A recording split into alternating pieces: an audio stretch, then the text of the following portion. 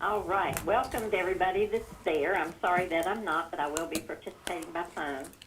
At this time, I'd like to call on Commissioner Jim Morgan to lead us in the prayer, followed by the Pledge of Allegiance.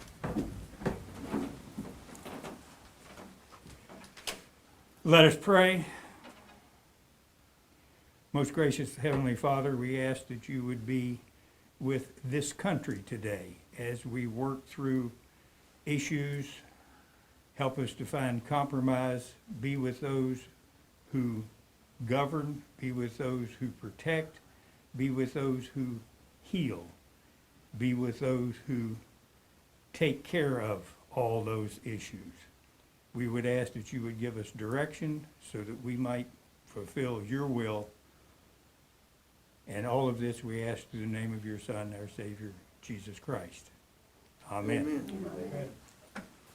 I pledge allegiance To the flag of the United States of America and to the republic for which it stands, one nation under God, indivisible, with liberty and justice for all.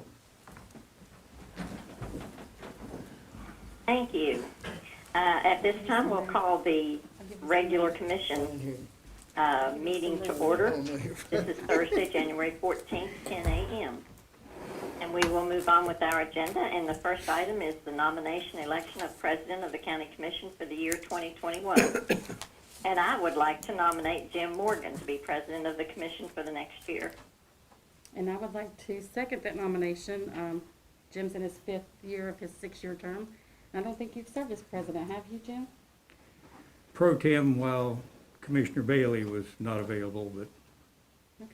So in the spirit of cooperation and teamwork on behalf of the people of Campbell County, I'd like to second that nomination, and I'd like to say moving forward that we might consider rotating equally in the coming years. 3 commissioners, every year consider a new president, just like some other counties do. So I am pleased to second that Well, I nomination. think that will happen at another date. We can't do that right now. So we have a nomination and we have a second to the nomination. Is there any discussion? Hearing none, all those in favor say aye. Aye. I oppose no. Motion carried. I vote yes. Next, we have nomination and election of pro tem county commission for the year 2021.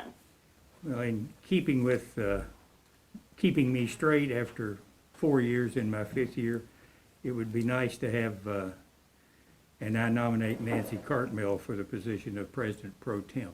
And I'll second that nomination. Okay, the nomination's been made and it's been seconded. Is there any discussion? Hearing none, all those in favor say aye. Aye. Aye. Aye, opposed no, motion carried. And at this time, Jim Morgan, I will move out of the way and let you take over as president. Well, thank you very much, ma'am. You want to gavel? I have a hard head, I might use that. The first item on here then is to approve the January 14th, 2021 regular commission agenda. So There- moved. We have a motion. I'll second. All in favor signify by saying aye. Aye. Aye. Okay, that is approved. Next item on the agenda is to approve the regular commission meeting minutes Minute. of Correct. November 12th, 2020, November 24th, 2020, December 10th, 2020, and December 22nd, 2020. So I moved. move to approve. Second. All in favor signify by saying aye. Aye. Aye. The motion is approved. Next, we have approval of erroneous assessments, land consolidation, split tickets, probate documents, and from the county clerk's probate office. Is there a motion? So moved. Move to approve, Second? or second, whichever. All in favor? Aye. Aye. Aye. Any opposed? It passes. Next order is to approve the purchase orders number 21-101312 through Pay Jackets. Should there be another end on that? Monthly payments to Fifth Third for fuel card purchases, ACH drafts for weekly claims, experience, administration costs, Highmark, Blue Cross, Blue Shield. Move to approve. Second. All those in favor, aye. Aye. Any opposed? It passes.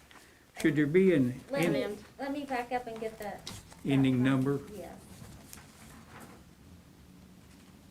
We'll get that one right.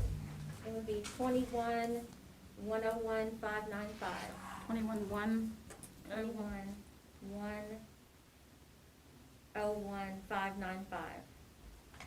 Thank you. We'll just play like that was in there. Yes. Yeah, We can pretend. okay. And we have citizens registered to speak. Time limit of 5 minutes. And the first person who has signed the registration is Ron DeTemple. Speak from here, sir. That's lovely. Nancy, can you hear me? I can. Great.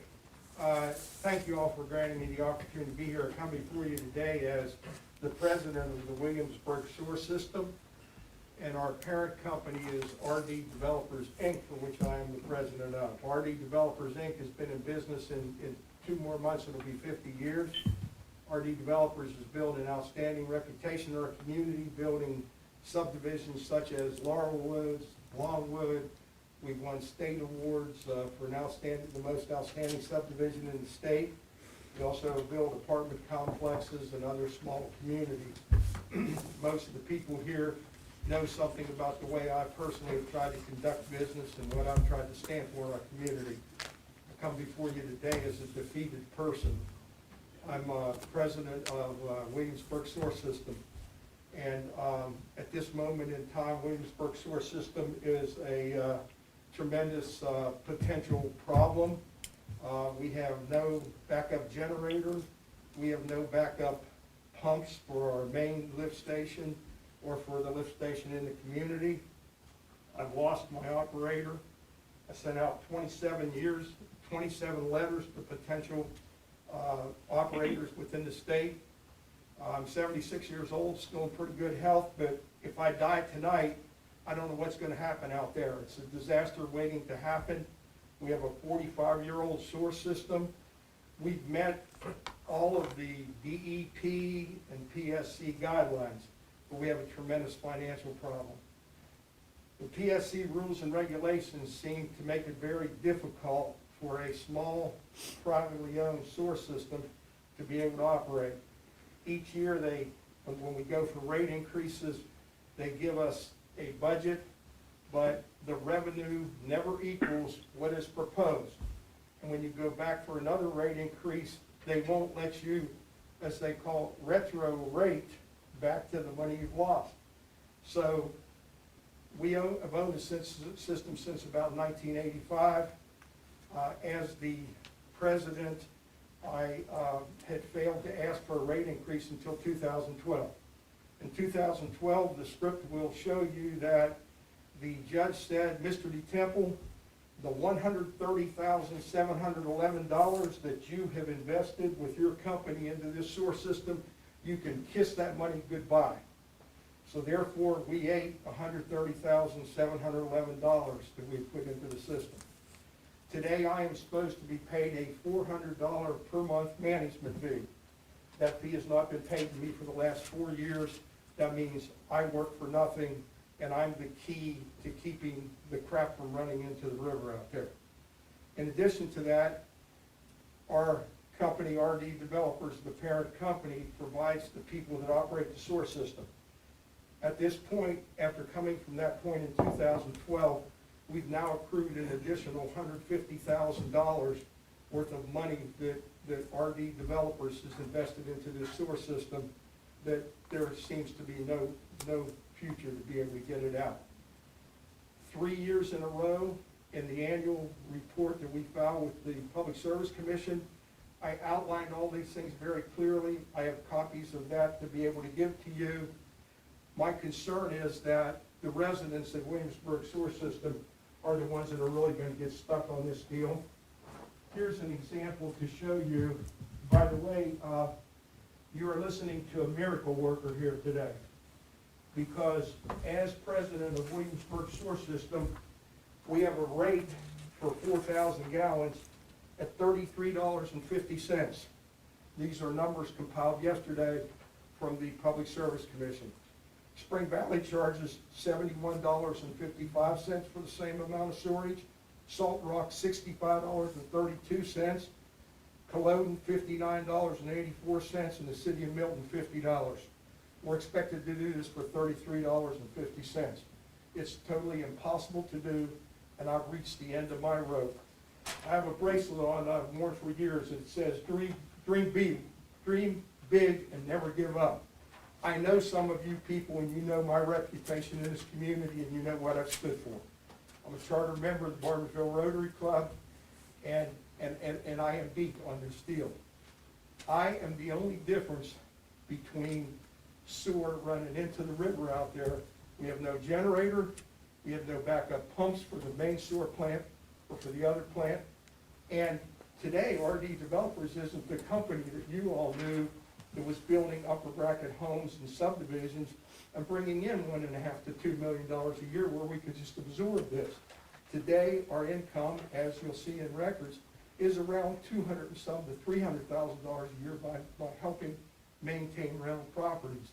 So we've continued to give and give and give, and you'll see that the presentation I made to the Public Service Commission on January 24th of 2020, I said to myself, I'm going to give this one more year to try to see if we can get it turned around. The unfortunate thing is that the rules and regulations of the Public Service Commission absolutely just kills a private utility like ours. And if you do a little bit of research throughout the state, you're going to find that that's a problem. I would like to see the Campbell County Commission get involved and help me to find a solution. I think eventually what's going to have to happen is this is going to have to be taken over by a bigger organization. I don't have an operator at this point.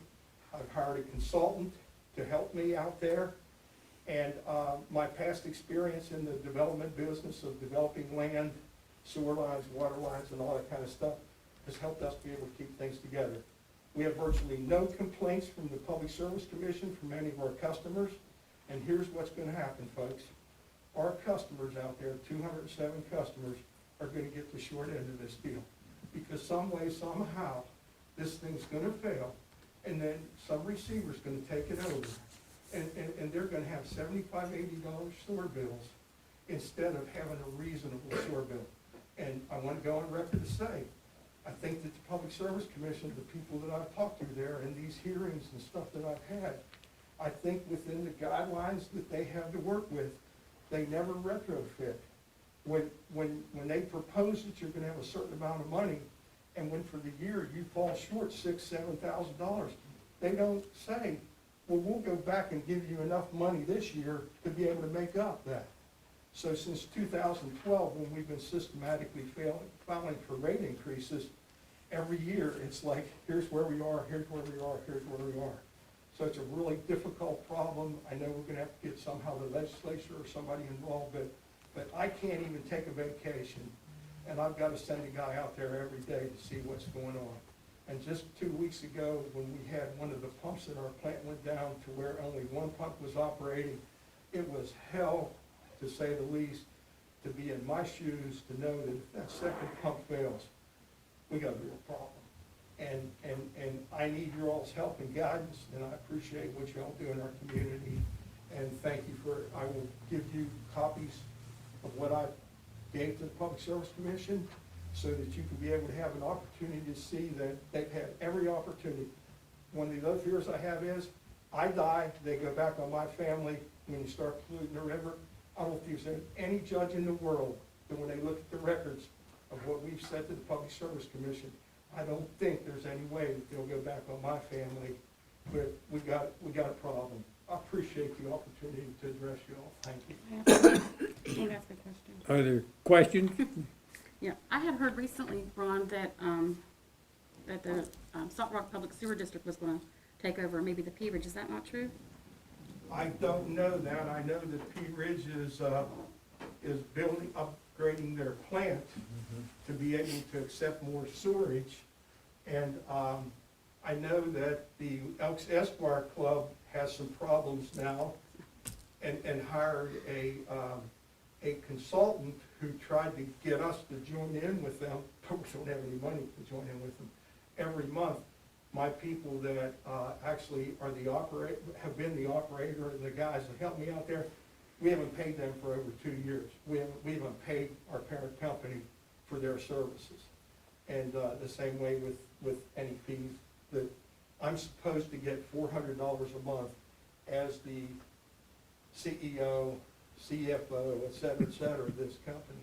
And for 4 years, I've received none of that. So there's $19,200 there. Over a period of years, we got 4 bank loans over a period of years. And the PSC comes in and says, the rates you're paying at 5.5% is too great. We can't allow you to pay 5.5%. You should really only be paying some other percentage. And we say, oh yeah, right. So you got an organization that doesn't make a profit, that loses money every year, and I personally endorse those loans at the bank. So today, we owe the bank money that I personally endorsed, that this company is using its money to pay those bills versus paying my people for the work they do out there. It's a really, really tough situation.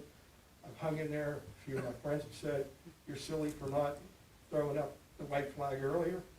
Somebody asked me a question of, well, have you considered bankruptcy? I know you people, you know me. I'm not a quitter. I've hung in there through thick and thin. I believe you should think big, you should work toward it.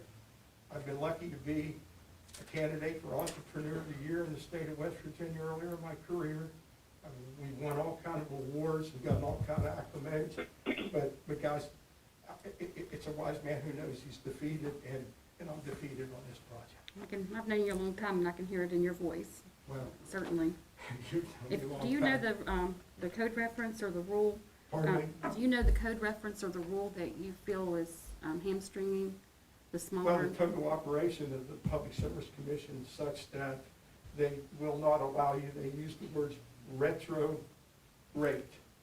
So in other words, the fact that they projected that you were gonna get X amount of dollars last year, but you didn't get it, they don't give you the opportunity to collect that money this year. And what's really bad about it is, my 270 customers are the ones out there that are gonna get the short end of this. Instead of them paying a reasonable fee over the years, they're paying such a lower fee. As I said to you, I'm a miracle worker, because I can take care of providing storage to people for $33 a month, when all these other utilities that are regulated by the Public Service Commission get rates of $70, $60, $59, and we have no minimum bill. And these other utilities have minimum bills of $40, $52, $44, and they won't give me a minimum bill. And it's like every time I get to talk to one of these people that audits us, it's like they're so used to dealing with American Electric Power and the water company, and they come in with their accountants and all their big stuff, and the first thing they want to do is start cutting everything that you've done. They won't give you anything to make up last year's losses. And quite frankly, I think the regulations are such that I really think they were trying to help me, I appreciate so much your honesty. We're having a public meeting, not really another public hearing, but we held a public hearing last week, and only 2 families came out to express their concerns over the P Ridge PSD doing their project along Route 2, and we feel like there should have been more communication to get the potential new customers there to voice their opinions. So we're gonna have a meeting February 2nd, Beth? Do we have a time on that? We hadn't confirmed a time yet. Okay. I had suggested in the evening again.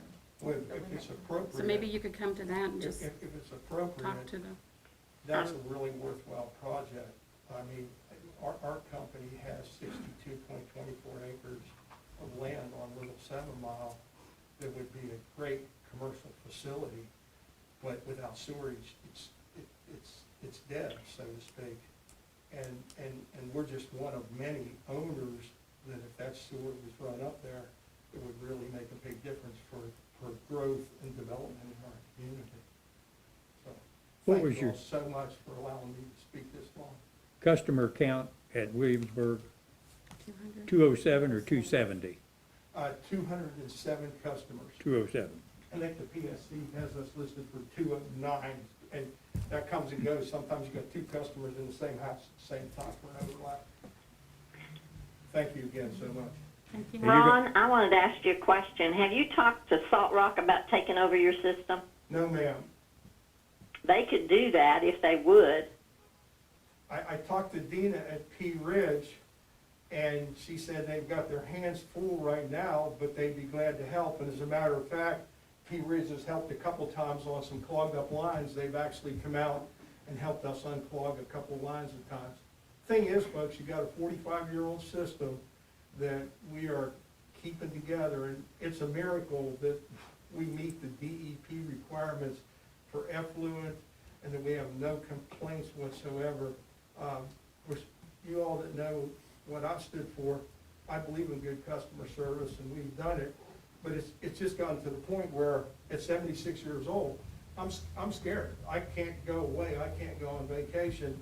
And every night when I go to bed, this is the thing that I think about. And every morning when I wake up, it's what I think about, because we're going to fail. And the people out there are going to be hurt because of the lack of doing something earlier.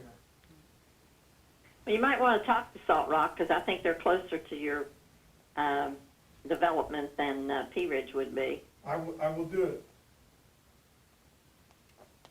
Any other questions? Any other questions, thoughts from anybody? Ron, we thank you. Thank you, sir. We understand your problem, sort of. Just need some brains like you all. We have another person registered to speak, Lance Schultz. Yes, sir.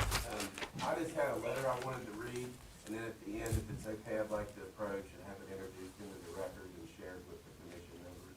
Fine. I think Kelly may have got her copy, but that's all I'd like to do at the conclusion. I'll just read this here letter.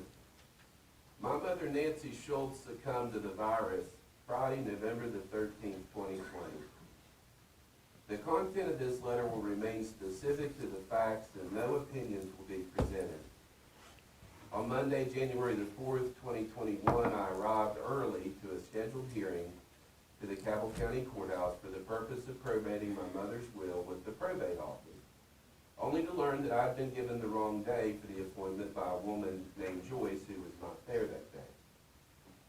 I've been told the hearing would occur on Monday, January the 4th at 2 p.m. However, this was not correct. I was told our appointment had been scheduled for Tuesday, January the 5th at 2 p.m. My secretary can confirm that I was given the wrong information at the time it was scheduled, as my telephone was on speaker at the time, and I took the time to write the hearing date and time in my planner as I received the information while still on the phone. The woman from the probate office further informed me that since I had only brought along a copy of my mother's will, that there would have been no way to proceed with the hearing either because they require the original. On hearing this statement for the very first time, I asked the woman, if that was so, why did they not communicate such to the public when scheduling the hearing? The woman did not have an answer, so I asked to speak with the supervisor and declared that I wished to file a written formal complaint from my experience with how the communication had been conducted when scheduling hearings with the public. The woman from the probate office directed me to County Clerk Phyllis Smith. I was seated on a bench in the foyer of the county clerk's office with my legs crossed, verbally expressing to Ms. Smith the specific 3 complaints I wish to lodge. Number 1, it had taken us, my family, 7 attempts to call the courthouse to arrange or schedule a hearing.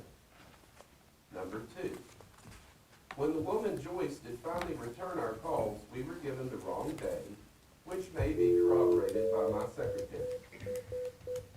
The phrase Monday, January 4th does not sound anything like Tuesday, January 5th. And I wrote down in my planner the day we had been told on speakerphone the day she called to schedule. We have the original will, so it would have been very easy to bring it with us to the hearing. Number 3, the woman Joyce, who scheduled the hearing via telephone while informing us to bring along the will, failed to ever mention or utter the fact they required the original, and never once mentioned the need to bring the death certificate. Now, we did not bring the death certificate that day because we had not been told to do so, and the funeral director, Alan Smith, had informed us that it was customary to send along a copy of the death certificate to the courthouse for this very purpose. We still have several copies of the death certificate that it would have been very easy to bring with us to the hearing.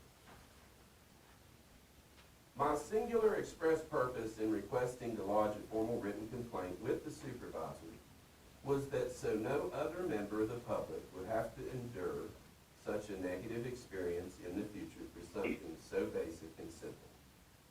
Phyllis Smith immediately became very defensive, choosing to ridicule me for not bringing along the original will or copy of the death certificate, and she did not want to hear that we had never been told to do so. It was at this time, while I was concluding verbally conveying the essence of my 3 specific complaints to Phyllis Smith, and it was obvious to me she was not interested in doing anything about it, that a security guard came around the corner into the foyer where I had remained in the seated position while Phyllis Smith had remained in the standing position over me, and while my tone of voice nor my physical person or body language was in no wise conveying any sense of threat to anyone whatsoever, that the guard declared our time was over, and he proceeded to physically assault me by placing his hands on my torso,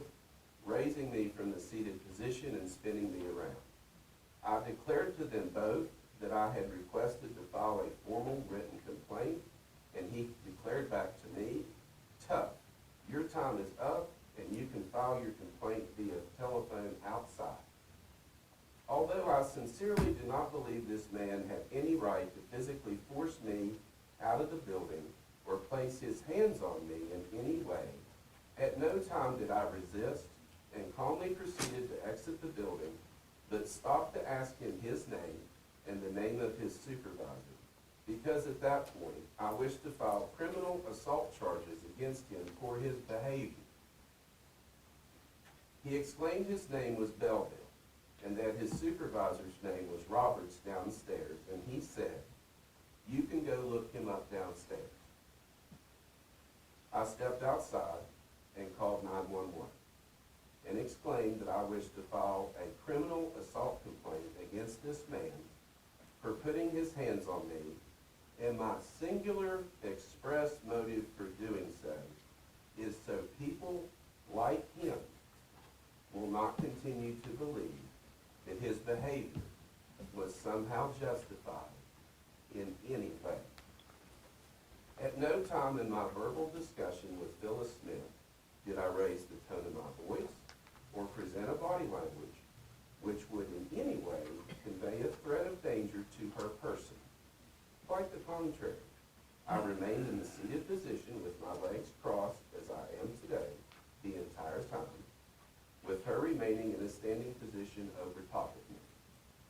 Now, it was obvious to me she did not like what I had to say, but I maintain to you or anyone that I have every right to say it. The fact is that my rights were absolutely violated that day, and my physical person accosted and assaulted, and Mr. Belville had absolutely no right whatsoever to place his hands on me. Such behavior exacted towards the general public is criminal in nature and criminal in conscience. It is unconscionable to conceive that we live in such a place in Cabell County where we pray before the meeting, where such behavior would be condoned. God forbid. I seek criminal assault charges against Mr. Belville, and I would appreciate a copy of the video footage of the assault, signed Lance Eric Schultz, the day after this happened, and this letter was presented to Mr. Roberts, Mr. Belville's boss. He committed to me, man to man, face to face, that he would investigate these claims and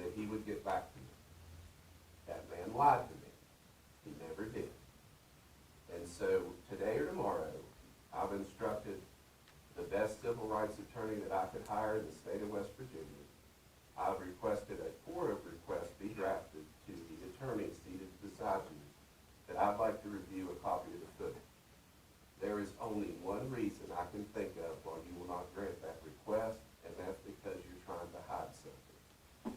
So at this time, I'm finished with what I came here to say, and I'd like to enter this letter into the record. And I'm appalled that all that had to happen. Does anybody else have any comments? I probably ought to make a couple comments. Here's your copy of your video that you requested. That's out of the way. Statements have been obtained from everybody in the clerk's office and Mr. Belleville, and he has been instructed that Corky Hammers is the chief law enforcement officer of DeKalb County. He needs to present his facts to Corky Hammers, and Corky Hammers believes that there was a crime. He will authorize a magistrate to issue a warrant for his arrest. We do not believe that he was assaulted, and we do not believe that there was any criminal offenses committed. So we're not in the posture to do anything about this. I'd just also like to say that when I called to follow up with Mr. Roberts live with me and spoke to that man, the way he talked to me was inexcusable. He talked to me like an average dog. My family has a good reputation in this community. I was raised by Larry Schultz, and our name was everything to us. And the way you talked to me, sir, was inexcusable. That's funny, because I had you on speakerphone, and I I had did four too. people on witness. I did And I too. basically told you that that we had already discussed this. And you Right. said, well, I see where this is going, and I I don't need said to I talk did, to I you. know what And I need said, to "That's do, fine, and I that's did. complete." At that point, I knew what I needed to do. That's what I've done, so that's where this stands. Again, I find the whole thing disgusting, and I'm appalled that that kind of behavior is conducted. Our indications was that you did raise your voice, and you did disrupt governmental process. So you get your attorney, we'll figure it all out. Right, But you've got a video, and I'll give you copies of the statements. That's the best it's gonna get. okay, that's all I asked for. Okay, what the sheriff is offering to you is what you asked for, is that Fine. correct? Yeah, Okay. Well, we're sorry the incident happened, whatever happened, and, I guess the from general public should never. from what we hear, Sergeant Roberts has Can I reached out speak? and tried to call him on Yes. numerous occasions. That my phone would indicate such. And so would mine, and I had no missed calls on my phone and no messages from you. 8663 had 3 messages. I don't have, that's not the number I gave you on my card. I gave you 526-8450. I wrote it on the back of my business card when I gave it to you, and told you that was my direct number in my office. well, okay, Regardless, I Yep. have the statements, and I will be more than happy to give Mr. Schultz the statements before he leaves this room.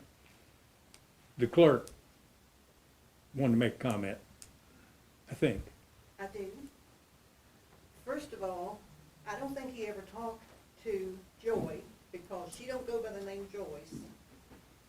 She would have never said, my name's Joyce, her name's Joy, that's what's on her nameplate in the office. She hasn't been here because of illness since December 11th.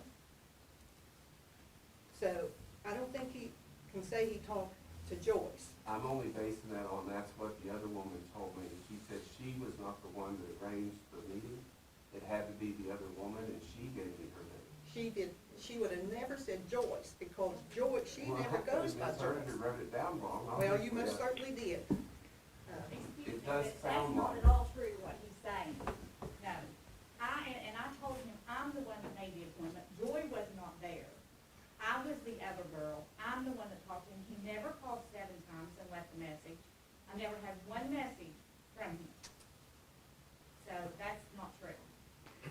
Well, I believe where we need to go is Mr. Schultz has what he has asked for, or will get it, and it's up to him to carry on. And to my knowledge, it's the first time I've heard any complaint like that concerning the operation of the clerk's office. I get compliments on that probate office all the time, and that is a tough job, and if you don't think it's not, then you ought to go down there and sit in sometime and just find out what it's all about, because that is emotional to those girls. Right. So, I take offense when somebody speaks badly of them, because I really don't like it, because I don't believe it. Okay. Mr. Schultz? Can I add something else? Here's your copy of the- Yes. of the statute. When we were discussing it, I looked down and seen he had the copy of the will, and I told him, and I explained to him that's what we normally do. And could I have made a mistake and not said that? Absolutely. I'm not perfect. I make mistakes. But Joy was not there. I'm the one that made the appointment. When he came back the next day, he still had a copy of the will, did not have the original. So again, I No, had but my to, brother did. exactly. And the only reason we did is because we found out you needed them. All you had to do was tell us to start with what. So, but he wasn't in possession of it. His brother brought the original. They left, Right. went, and I got the knew that. original will and came back. But he did not have the second appointment after being told. Well- Because I knew my brother was crazy. Why is that? He now has what he's asked for, Yes, uh, I do. so I suggest we move on then. Yes. One thing I'd like to say, Jim, is we have no control over the county clerk's office. She's elected just like we are, and we certainly can't tell her what to do. Same goes with security. It's under the direction of the sheriff. And so really the county commission can't tell these folks what to do. No. You're correct. No, I'm only here today because we thought it was a good idea to be read into the record, because I want the people to know that this happened. And I think it's appalling it did happen, and I would not want it to happen to anyone else. That's the only reason I'm here. I'd say this, I've been here a little over 3 years, and this is a first for me, so I'd like that in the record too. Okay, Is Corky Hammer's office in this building? Yes, it is. yes. I'm gonna throw this in the wastebasket, I'll be on my way. Thank you for your time today, I appreciate it. The next person who registered is Mike Frazier, and I would imagine it has to do with the next item, the first item on the agenda. Is that correct? Okay, well then, Let me, I'm gonna speak to that too. okay, let us take up item 003, the estate of Timothy Harbor, regarding petition to set aside grant of administration to update list of heirs and to allow opening of decedent's lockbox. And 04 is also connected with that, Mr. President. That's You the think re- they go together to Yes, take they up go at the same together. time? That's true. I have reviewed both the petition and the response, and based on what has been presented, it seems to me that this matter is now presently before Jason Spears, family court. Correct. And some of the things that were asked in the initial petition about the safe deposit box and so forth, all that has already been taken care of to my knowledge. The response indicates from Mr. Riker that the fiduciary went and opened the box, which he would have the right to do, and there was no will found. Now, Mrs. Fry, the petitioner, is seeking to be denominated a child of the deceased, and that issue is presently what is before the family court. If he makes a determination that she is, then she would be an heir, but that's something for the court to decide. And my feeling at this point in time, that this matter should be tabled until the family court makes a decision in these matters. And then if there's any other issue that needs to come back to the commission relative to this, that would be the case, because the administratrix, the fiduciary, she is still the administratrix, as indicated by the filings. And at some point in time, of course, she would have to file an appraisement of the estate. So my feeling, of course, we have both counsel here representing the different parties, and they can speak, but that's my reading of what's going on at this point in time. I think that was summed up quite perfectly. Yeah, we just need to get the DNA test done over the family court across the street to establish paternity. So I would agree with that conclusion to just table it for now, but proceed in family court and let's get the dispositive finding over there and it should take care of everything. Mr. Riker has something else. May it please the commission, I'm Paul Riker, and I'm here for the respondent, administrators of the estate. We couldn't quite be sure what the petition is saying, so I'll just file a response. We understand the commission sort of put it on the agenda. But I agree with your assessment, Mr. Lawson, and I think it's the best course. We're still doing our job and haven't deviated from anything, and I'll be happy to work with these folks on developing that case and whatever else that they want to take up. But we're still in the process of making the best and most competent appraisement we can, and we concur with your assessment about where these issues need to be developed at.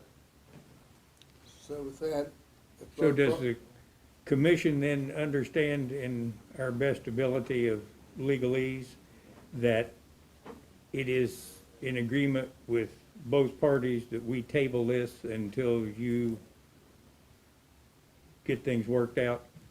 Petitioner would agree to that. I couldn't understand quite what the petition was saying, but tabling it's fine with the respondent.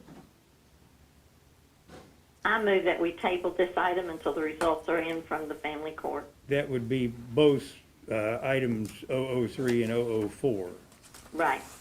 okay? I'll second. We have a motion and a second. All in favor signify by saying aye. Aye. Aye. Aye. The motion to table has been passed. Thank you, gentlemen. Thank you. Next on the agenda is item 005, requisition for payment, project fund number 17 on the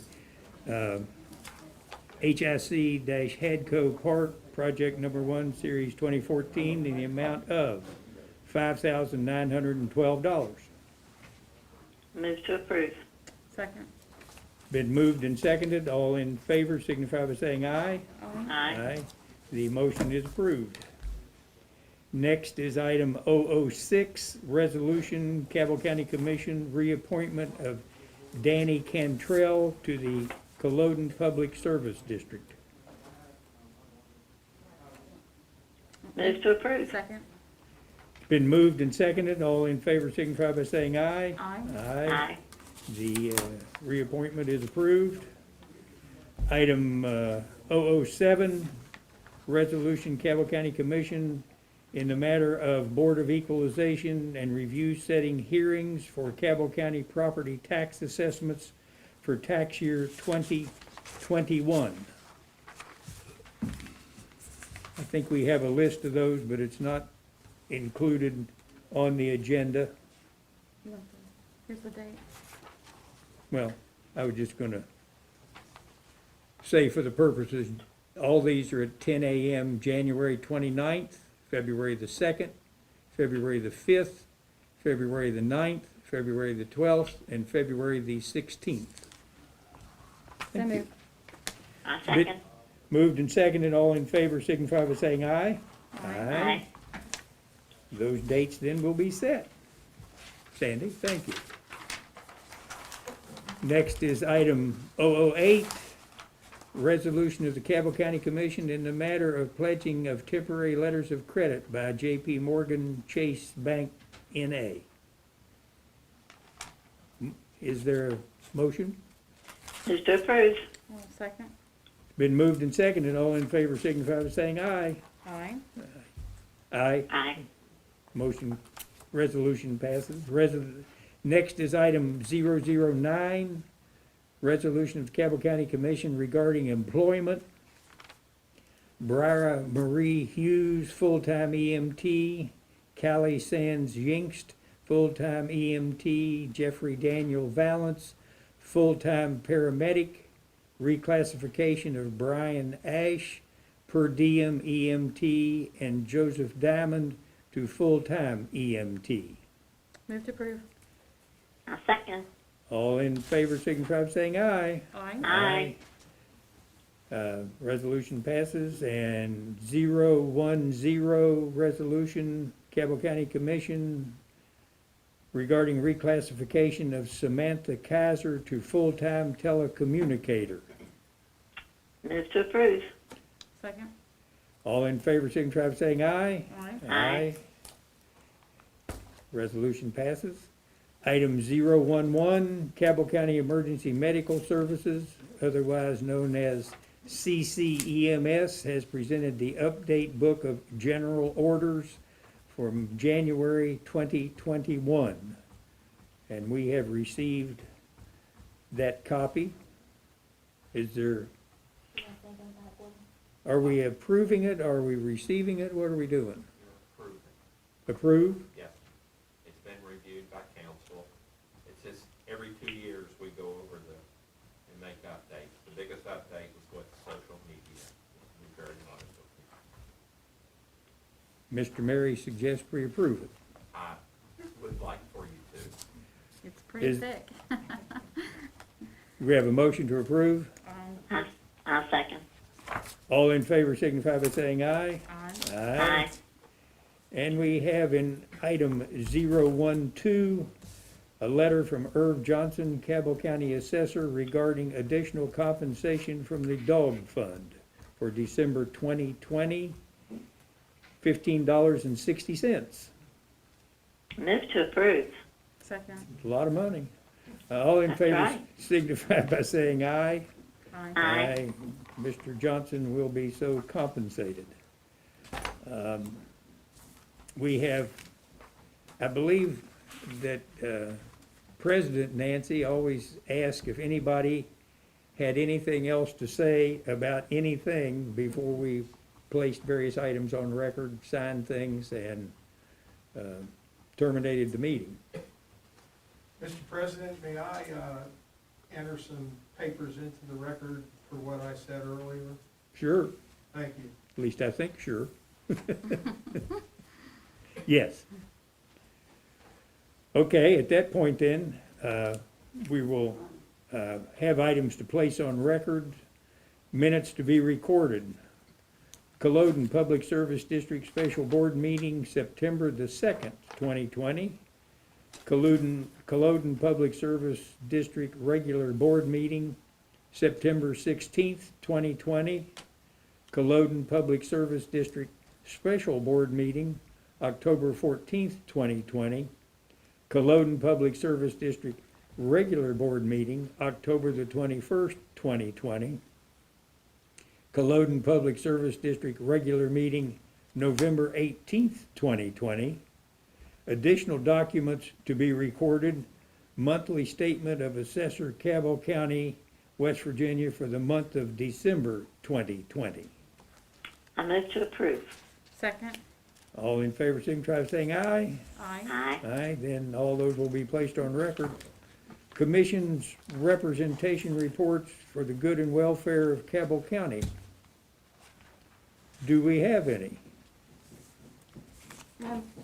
As a member of the planning commission for the county, our president, Tony Martin, we have asked the Marshall University College of Business to look over the other counties that have the planning commissions, to look at their mission and you know, their bylaws, to not have to reinvent the wheel, so that we can try to get a strategic plan in place for the county that will, you know, move Cabell County forward. So we'll have more to report in the future. I look forward to working with the other commissioners to smoothly guide us through the year of 2021. And after we sign the appropriate documents, the meeting will be adjourned.